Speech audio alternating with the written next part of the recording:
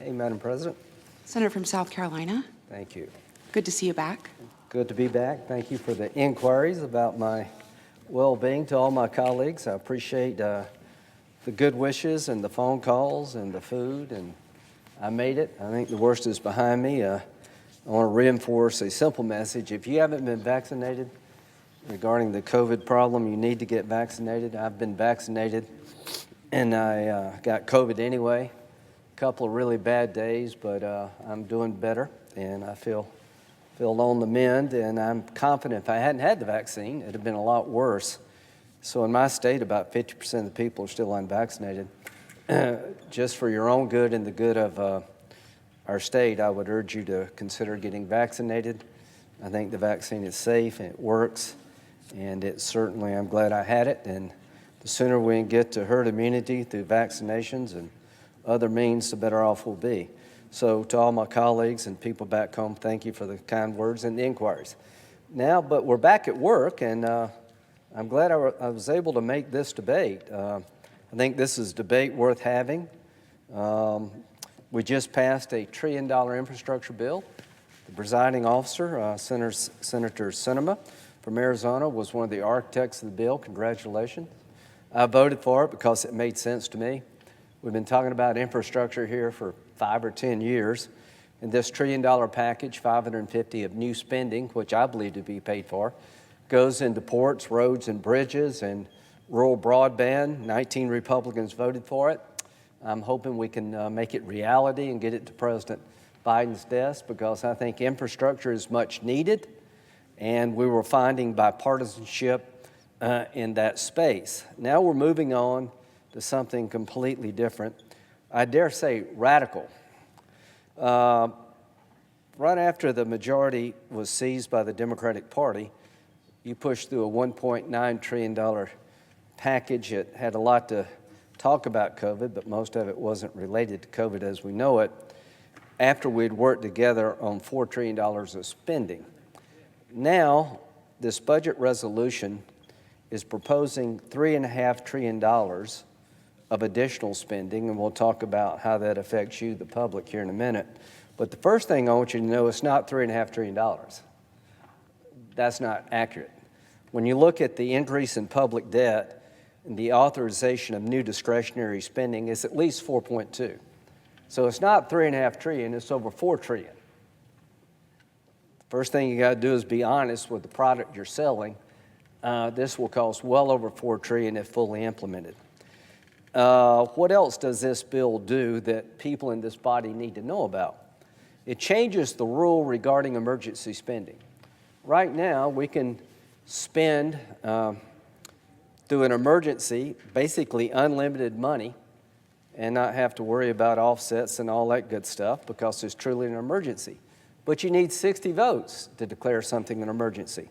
This budget resolution will change that rule so that a simple majority of senators can determine anything they would like to be an emergency and spend without any accountability. I think that's a bad idea for the body, because anything you could do, we can do, and it really is an assault on the idea of minority rights. I think it's the biggest blow to the institution yet. It's buried in this bill, but it eliminates the 60-vote requirement to declare items emergency spending, replacing it with a simple majority, allowing a majority, a single party, to spend without restriction in the name of emergency. So to my friends on the other side, you need to look at what's in this bill, and I hope you will find that to be unacceptable change to the United States Senate, because when it comes to spending, it guts the idea that the minority matters, because all you have to do, if this budget resolution is implemented the way they've written it, is to declare something emergency, get 50 votes, and spend. Very bad idea. We're going to try to change that, and we hope we can find some bipartisan support. So let me tell you about this bill. I'm going to ask some questions. On the immigration side, Senator Sanders said that this bill creates millions of new green cards for people here illegally. So here's a question. If we told the world that in the budget reconciliation, we're going to increase millions of green cards for people here illegally, do you think that would entice more people to come here illegally? Here's what I think. I think that's the dumbest idea I could think of. In the middle of an invasion of this country by illegal immigrants, the Democratic Party, through budget reconciliation, is going to authorize millions of new green cards for people here illegally. It's in your document. Senator Sanders admitted that. Here's what's happening as I speak. These statements are being translated into Spanish and every other language, and human traffickers all over the world are going to let the word get out that, hey, the Senate is about to increase the number of green cards available for illegal immigrants. Why don't you go and get in line? Nobody's asked the Border Patrol, how do you think this would affect our illegal immigration problem? Have you spent 15 minutes talking to anybody at the border about what this policy change would do to a broken immigration system? I guarantee you haven't, because if you talk to anybody with common sense on the border, they would tell you the last thing you need to do right now is incentivize more illegal immigration by allocating green cards to people here already illegally.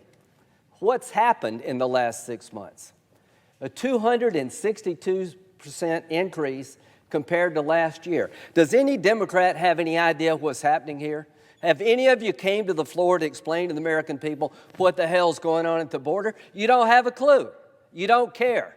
The same people who are writing this budget resolution to spend $4 trillion on a liberal wish list are the same people in charge of the border. They haven't asked one Border Patrol professional the effect of this bill on a broken immigration system. We've had 1.2 million people come to the country illegally already. Let's compare that to last year's. A 262% increase. Illegal crossings by unaccompanied minors have surged 186% compared to last year. Why? The Biden administration has kept the COVID deportation Title 42 law in place, but it's made exception by unaccompanied minors. If you're a certain age, you can stay. Guess what? The human traffickers have found that out, and word is out all over the Northern Triangle countries, but really the world. We've had a 186% increase in unaccompanied minors because of policy changes made by the Biden administration. 27% of unaccompanied minors recently deported tested positive for COVID-19. How many of the unaccompanied minors have been released into the country? Of the 1.2 million people who have come here legally, how many of them have been released? How many of them have been tested? How many of them positive for COVID?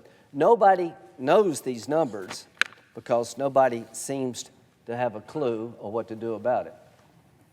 So what are the trends? Look at this chart. Look at 2020 compared to 18, 19, and 20.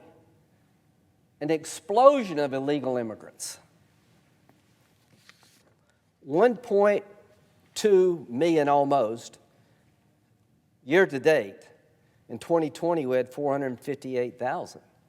A 260% increase in illegal crossings at the border because the Biden administration did away with the Remain in Mexico policy, so asylum claims are through the roof. We're allowing unaccompanied children to stay as an exception to Title 42, along with families. And guess what? You have an explosion of illegal immigrant crossings in this country. If you pass this budget resolution the way Senator Sanders described, you're going to throw jet fuel on this. This number will go through the friggin' roof. Every human trafficker in the world is going to get the word out throughout the world. They're increasing the number of green cards made available to illegal immigrants in America. Come now, the time is right. What a dangerous idea, but it's part of this grand new vision for America. Let me tell you about this vision for America. Open borders, dropping people by the thousands off into the interior of the United States, not adequately tested, enticing young people to take a very dangerous journey, destroying all the gains we had, stopping a wall that was almost built. That's the vision being created by the budget resolution, and then some.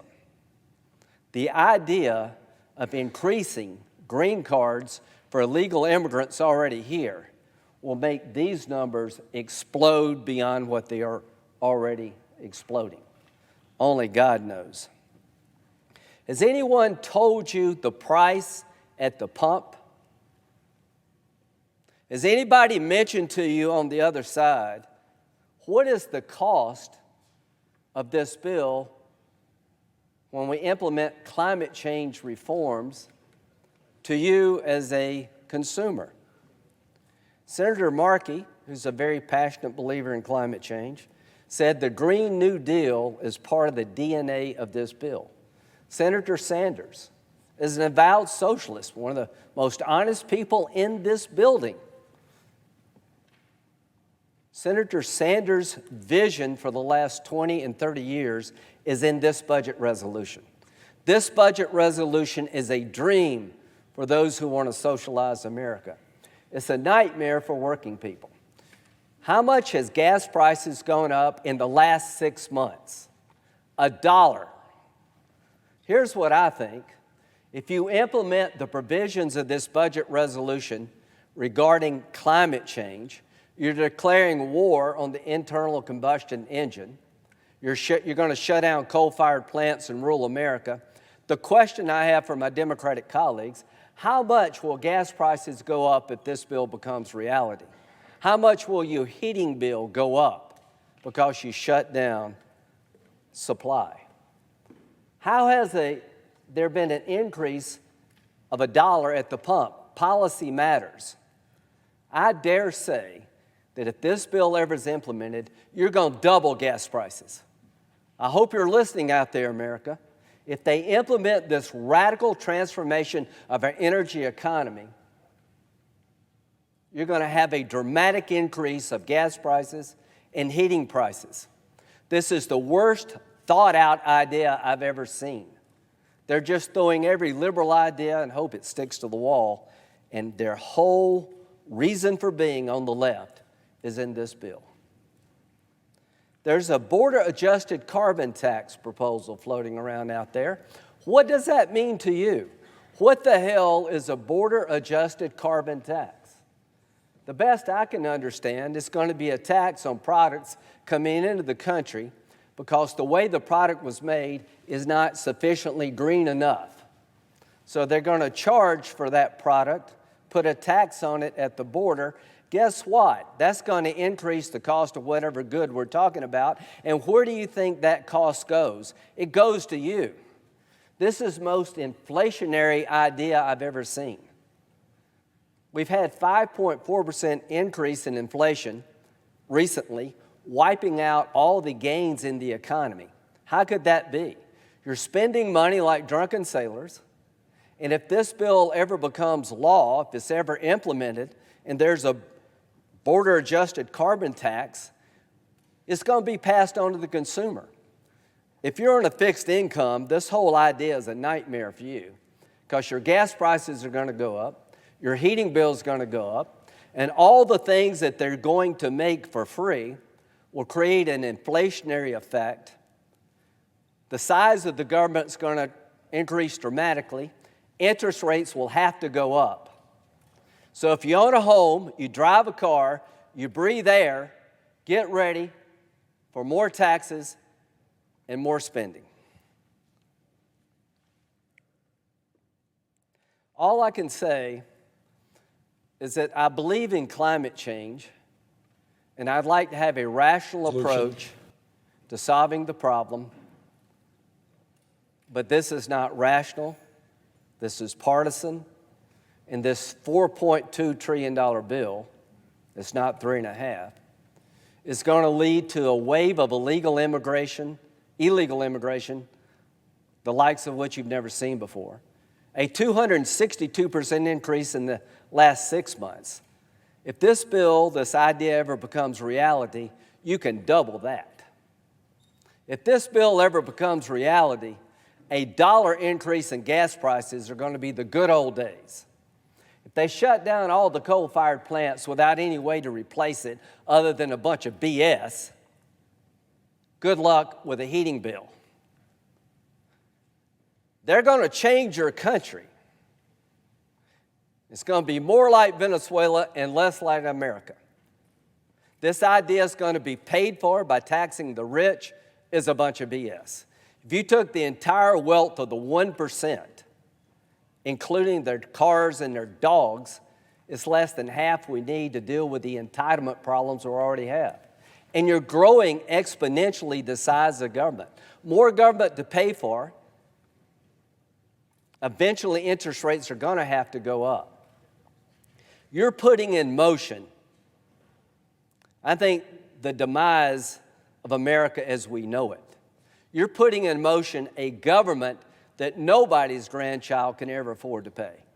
You're putting in motion the destruction of energy independence. You've declared war on the fossil fuel industry in this country. And you've not done a damn thing about China, India, Russia, or Iran. So the bottom line here is if you believe in energy independence, then you need to vote against this budget resolution because we'll lose it. If you believe that inflation is a death blow to the middle class, you need to vote against this budget resolution. If you don't know how much gas prices are going to be increased, they owe you an answer. So I'm going to ask this question for the next 15 hours. Do you have any idea, if all this becomes reality, how much increase at the pump will be affected by the average consumer in the next year? How much will our heating bills go up? As to the border-adjusted carbon tax, will it be inflationary? Where does the money go from the tax? Who gets it? Little details like this. All I can say is that everybody has a dream in America. There's the American dream and the American socialist dream for America. This budget resolution sets in motion an assault on free enterprise, the destruction of energy independence, incentivizing illegal immigration at a time we can afford it the least. If you don't believe these things, then you haven't read what's in this blueprint. Have you ever asked yourself the question, what the hell has happened in the last 6 months? Why are we up $1 a gallon at the pump? Because they've declared war on fossil fuels made in America. Why do we have a 262% increase in illegal immigration? Because they changed all the policies that worked at the border. Why is inflation rising? Because the fiscal policies of the Biden administration and our friends on the left are driving up prices. The worst is yet to come. If this budget resolution becomes a reality, God help the American middle class, we'll be less energy dependent. Our money will go not nearly as far. You're going to have to dramatically raise taxes if you intend to pay for this monstrosity. And some Democrats have said it's got to be paid for. There's no way in hell to pay for this bill unless you fundamentally raise taxes across the board. At a time we're struggling to get back on our feet. So this is why we have elections. In 2022, this idea will be on the ballot. And my goal and my Republican colleagues is to fight like hell to stop the increase at the pump, stop an increase of your heating bills, and to stop an invasion of our country by illegal immigrants, all driven by bad policy choices. But everything they've done in the last 6 months pales in comparison to what they're going to do for this country if this budget resolution ever becomes a reality. So yes, sir, we're going to have one hell of a fight. I don't know how long we're going to be here, but as long as it takes, America is worth fighting for. And America, as we know her, is at risk through this budget resolution. Thank you.